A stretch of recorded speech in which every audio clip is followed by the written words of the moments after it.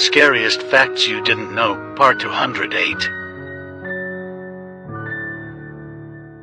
Willie Lincoln died of typhoid fever in 1862. In the 1870s, staff of President Ulysses Grant said they saw his ghost in the White House.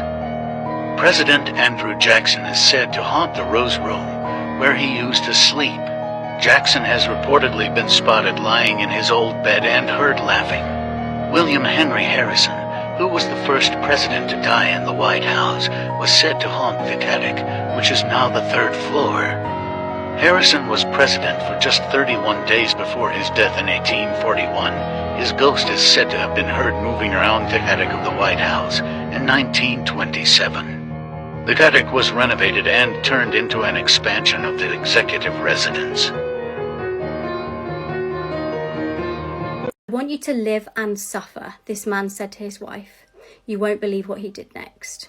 At just 16 years old, twin sisters Brittany and Tiffany had their whole lives planned out. Brittany was a cheerleader and a gymnast and wanted to work in hospitality. Tiffany was a great student who wanted a career working with animals. Anjum Coughlin loved her daughters. She could never imagine the tragedy that would unfold just 4 days before their 17th birthdays. On March the 10th, 2017, their dad, Randall, set in motion a plan to get revenge on his wife. She was divorcing him and he wanted to make her suffer. He'd apparently started to spiral downhill, taking a lot of antidepressants and also consuming lots of alcohol. Shockingly, he shot Anjum in the legs before killing their 2 daughters. He rang 911 explaining, "I just shot and killed my 2 kids and I shot my wife." He explained that he was just about to unalive himself shortly before taking the gun to his head. Since the tragedy, Anjum has dedicated her life to keeping guns out of the hands of domestic abusers. Blood-curdling facts that you wish you never knew. If your plane is crashing into the water, just know that flight attendants are trained to not allow any dead bodies on life rafts. That means no saving grandma for her funeral, simply yeet that bitch overboard. 1 out of every 50 women have a third nipple, and 1 out of every 100 men do too. This is known as a supernumerary nipple, and Mark Wahlberg actually has one. Harry Styles has 2. Your baby foreskin can be used as replacement skin for burn victims. That means one can quite literally be a dick face. There are corn stars born in the year 2003.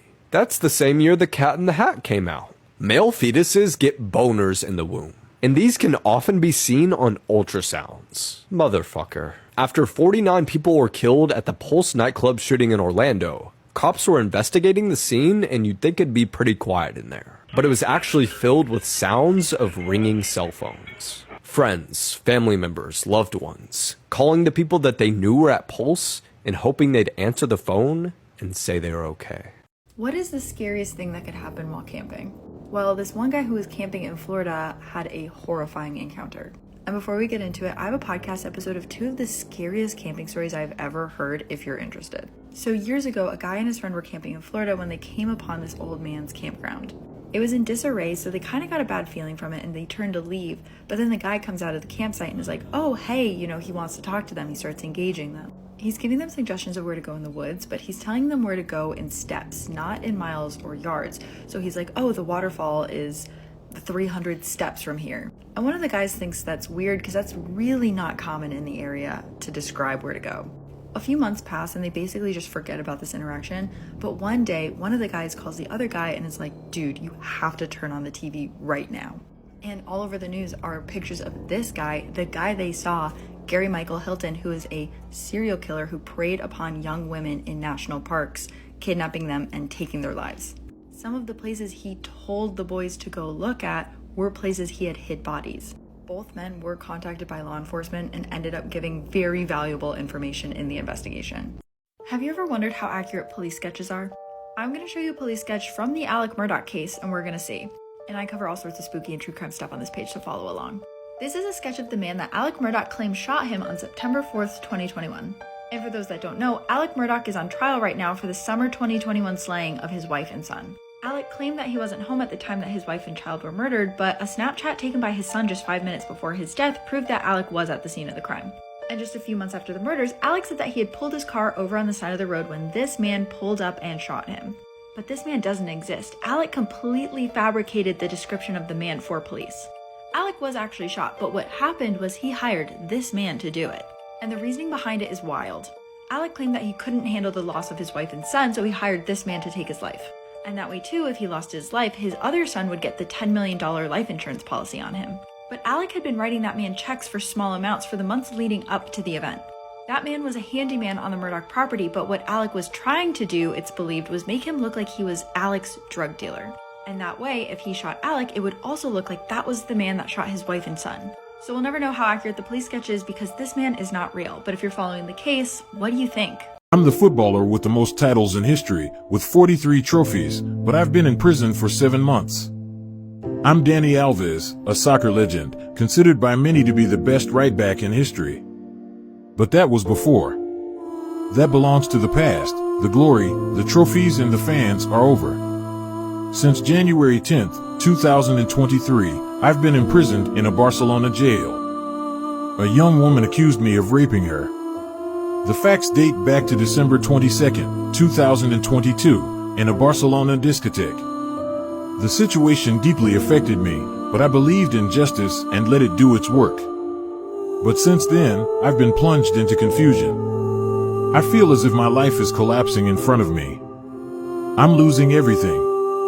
My girlfriend has left me, my club has sacked me and is demanding €4.5 million, and all my sponsors like Adidas have terminated their contracts with me.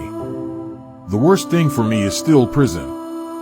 Living conditions are disastrous and I have no privileges. I don't eat anything. I spend all day hiding in my cell. As soon as I go out, to the canteen for example, I'm violently insulted and scorned by everyone.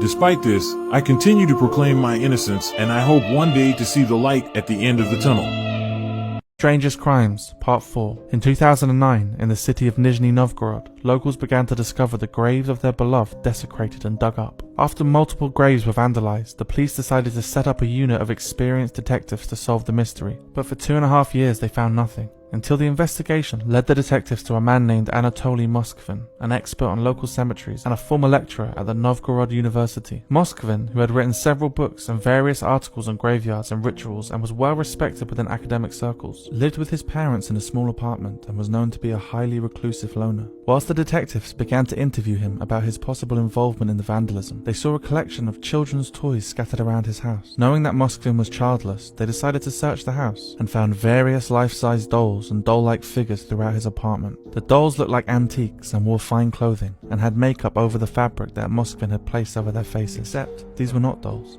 They were, in fact, the mummified corpses of females and young children that Moskvin had dug up and turned into life-size dolls that he would play with. After a thorough investigation, 26 dolls were found in Moskvin's house. Moskvin's parents claimed to know nothing of the true origins of Moskvin's dolls, with Moskvin's mother saying, "We saw the dolls, but we did not suspect there were dead bodies inside. We thought it was a hobby to make such big dolls and did not see anything wrong with it." In May 2012, he was sentenced to a court-ordered psychiatric evaluation and has since been held in a psychiatric hospital. 3 BuzzFeed Unsolved cases had groundbreaking discoveries this year. You maybe remember the story of the Lady of the Dunes. In 1974, a young woman who was out for a walk in the dunes of Cape Cod discovered the body of a woman. She wasn't able to be identified because her killer actually did things to her body so that you wouldn't be able to identify her, like removing her hand so you couldn't get fingerprints. But then this year, through DNA analysis and historical records, she was able to be identified as Ruth Marie Terry. And it turns out her husband at the time, Guy Rockwell Moldovan, was a suspect in the murder of his previous wife and stepdaughter. Then there's the case of the boy in the box, where in 1957, the body of a young boy was found wrapped in a blanket inside of a box in Philadelphia. The identity of the boy remained a mystery until this week, when through DNA analysis, he was identified as Joseph Augustus Zarelli. Police credited advancements in DNA profiling as well as volunteer sleuths who were able to figure out who his potential relatives would have been. Police also say it'll be an uphill battle to determine who is responsible for his death since his parents have since passed. And last we have the Somerton man, whose death in 1948 baffled Australian police. He was an unknown man found laying against the wall on Somerton Beach with nothing on him to identify him. The tags on all of his clothes had been cut and the autopsy came back as potential poisoning, but his identity has stumped us for decades. That is until July of this year when he was identified as Charles Webb. It said that a DNA match from a first cousin 3 times removed was what sealed the case. Okay, so remember that story of the adult woman posing as a child to murder her adoptive family? Well, Investigation Discovery just made a documentary about the whole event, and it is shocking. I think the biggest takeaway is that Natalia wasn't some evil mastermind. She was being severely abused by the Barnett family. And there's one scene in the documentary that just really stands out to me. So the Barnetts had Natalia aged up 14 years to 22 years old so they could put her in this apartment that was definitely not ADA compliant. And the mom, Christine, would drive her Cadillac up to this low-income apartment, drop off the groceries that she bought for her, and would make Natalia carry them inside. She wouldn't even get out of the car to help. So this video was taken by Michael, the dad, and one day he comes into the apartment and sees that Natalia has donuts. And he starts losing his mind. He's like, who brought you these donuts? We didn't buy you donuts. You always lie to us. You never tell us the truth. Tell me who got you these donuts right now. And while she's getting yelled at, she looks terrified, as if disobeying the Barnetts was the worst thing she could do. Even though at this point they're saying she's 22 years old and living on her own, just leave her be. It turns out that Michael knew that Child Protective Services had been called to Natalia's apartment because the neighbors noticed that she was not being taken care of. But why are you worried about CPS, Michael, if you're not doing anything wrong and she's not a child?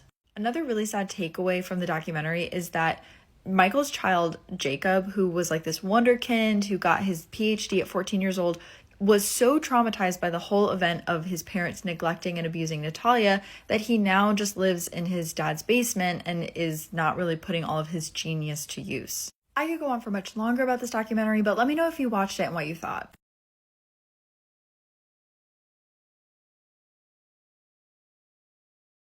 My own mother deliberately threw me into a bear enclosure during a visit to the zoo. This isn't a terrifying dream, but a real-life experience of mine that was captured by a zoo surveillance camera. This horrific incident unfolded on a seemingly ordinary day at a zoo in Uzbekistan when I was a gleeful 3-year-old. Clutching my mother's hand, we strolled around, gazing at the majestic animals, when everything took a dreadful turn. Suddenly, I found myself lifted up by my mom, but rather than feeling safe, I was catapulted over the barrier, plummeting into the bear's enclosure.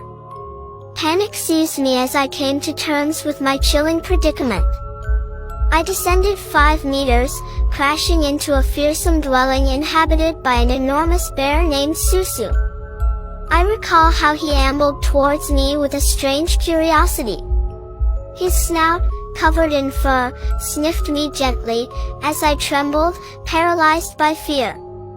Surprisingly, the bear didn't attack. He seemed more interested in understanding my intrusion. Just then, the zookeepers arrived, yelling and doing all in their power to steer Susu away. Their bravery instilled a glimmer of hope in me. They succeeded in extracting me from the enclosure and brought me to safety. Soon, first responders whisked me off to a hospital where I was diagnosed with a concussion and multiple contusions. I spent some time in the hospital, healing and recovering. Now, what's the next story you'd like to hear? Remember to hit that like button, leave a comment, and subscribe for more thrilling tales. What the fuck? Is this thing on?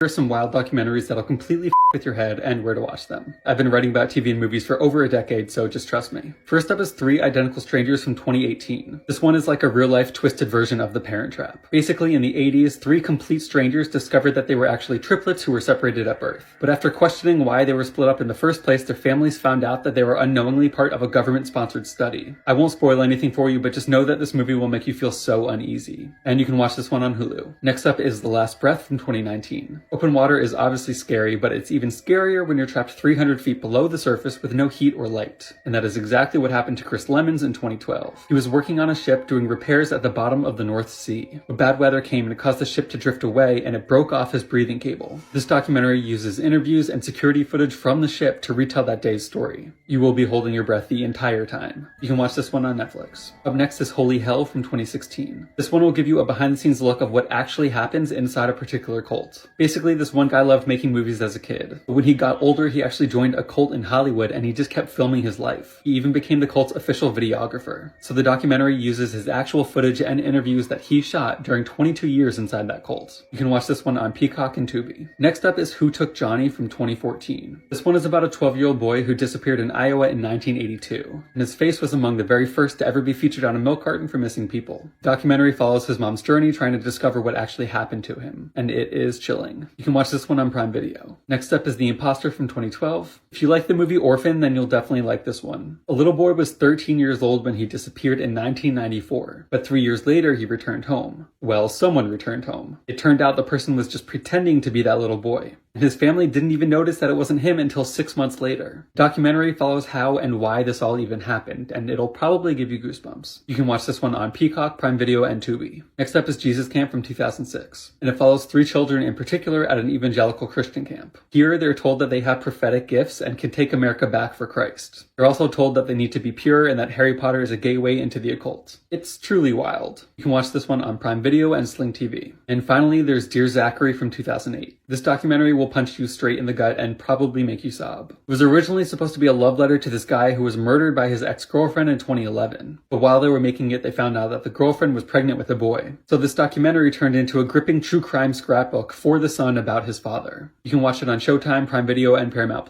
That's it. If you want more suggestions, tell me in the comments.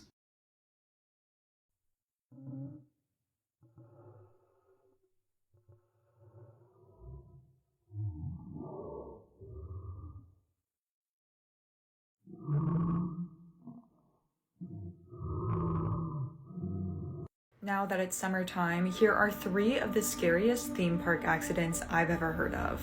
These stories are ordered to get more intense as it goes on, so if the first story is too much for you, then you probably don't want to stick around for the third. On June 21st, 2007, 13-year-old Caitlin Lassiter went to Six Flags of Kentucky. While she was here, she decided to go on the Superman drop ride. This is the kind of ride that lifts you up really high into the air and then it drops you down really fast. However, when their car got to the top, a cable snapped and became undone. This cable became wrapped around Caitlin's throat and feet. She was able to untangle the cord from around her neck, but she wasn't able to get to her feet before the ride dropped, and both of her feet were pulled off. They were able to attach one, but she did end up becoming an amputee. On June 2nd, 2015, the Smiler roller coaster in the UK was having several problems, and one of the test cars got stuck in the middle of the track. However, the employees hadn't communicated with each other that they had added a 5th car, so everyone thought there were 4. So when they saw all 4 cars at the station ready to go, they assumed that the test was done. They then loaded a car full of passengers and sent it down the track, not realizing that a car was already sitting stationary in the middle. The car with passengers inside rear-ended the empty car, resulting in serious injuries. The 2 girls that were sitting in the front of the car had to have their legs amputated. And the horror of this was all made worse because it took emergency services 4 to 5 hours to reach them as everybody was sitting mangled on this roller coaster. The Verrückt water slide was the world's tallest water slide in August 2016, where our 3rd accident happened. This water slide had an extremely steep drop and then a hill, and 3 people would sit in each boat. The owner of the water park had actually self-insured this slide because it was too dangerous for any insurance company to take on. In August 2016, Caleb Schwab went to the water park with his family, and the very first ride he wanted to go on was Verrückt. Caleb sat in the front and was too lightweight to weigh it down, so the ride went airborne. Then everyone watched in horror as the front of the slide impacted the metal safety railing that arched over the top of the slide. He flew out of the raft but hit the netting so hard that he was, It was quick for Caleb, but not for the crowd, as they then had to watch the boat finish the ride as the water began to run red. A guest at the park physically restrained Caleb's mom so she couldn't walk over and see what happened. So the last image she has of her son is excited to go on the ride and stepping into the line.